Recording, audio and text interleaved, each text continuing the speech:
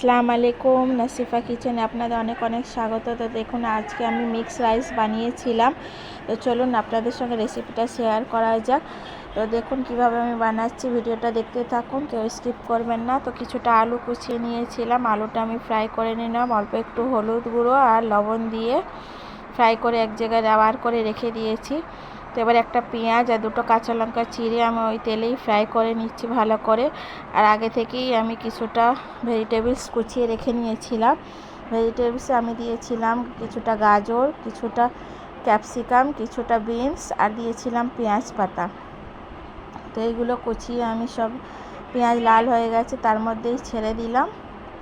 দেখুন ভেজিটেবলসগুলো ছেড়ে দিয়েছি পেঁয়াজের সঙ্গে। এবার আমি ভালো করে নাড়িয়ে চাড়িয়ে কিছুক্ষণের জন্য ভেজিটেবলসগুলো ফ্রাই করে নেবো ভালো করে, যাতে ভেজিটেবলসগুলো একটু আধো আধো গলা টাইপের হয়ে যায়, একটু সেদ্ধ টাইপের হয়ে যায়।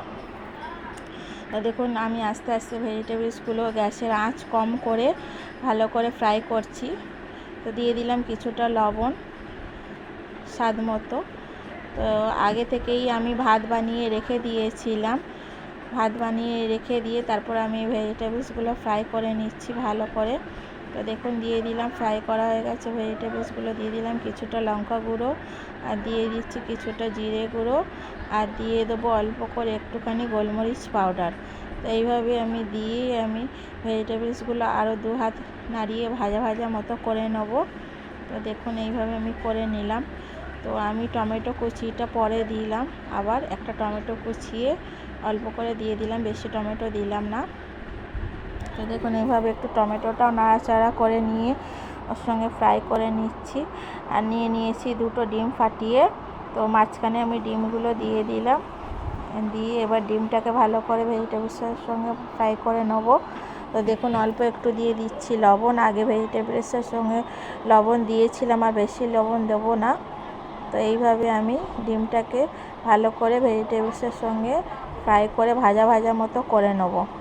তো একটু লাল লাল মতো করব, আপনারা চাইলে আরও ভেজিটেবলস দিতে পারেন নিজের ইচ্ছা মতো। আমি এই কটাই ভেজিটেবলস দিয়েছি কারণ খেতে ভালো লাগবে বলে।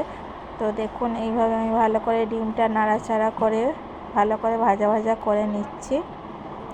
আপনাদের কাদের কাদের এরকমভাবে মিক্স রাইস খেতে ভালো লাগে অবশ্যই কমেন্টে জানাবেন। আমার তো এরকমভাবে মিক্স রাইস হয়ে গেলে আর কিছু দরকার লাগে না, আমার খুব খেতে ভালো লাগে।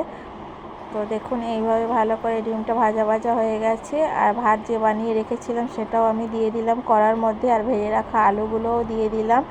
এইভাবে ভালো করে ওপর নিচে নাড়িয়ে নিচ্ছি আর দিয়ে দিয়েছিলাম স্বাদ মতো লবণ ভাতের মধ্যে। তো দেখুন আমার মিক্স রাইসটা ভালো করে তৈরি হয়ে গেছে। রেসিপিটা আপনাদের যদি ভালো লেগে থাকে তাহলে অবশ্যই আমার পাশে থাকবেন, একটা লাইক শেয়ার কমেন্ট করবেন এবং আমার ফেসবুকটাকে ফলো করবেন আর ইউটিউব চ্যানেলটাকেও সাবস্ক্রাইব করবেন। আল্লাহ হাফিজ।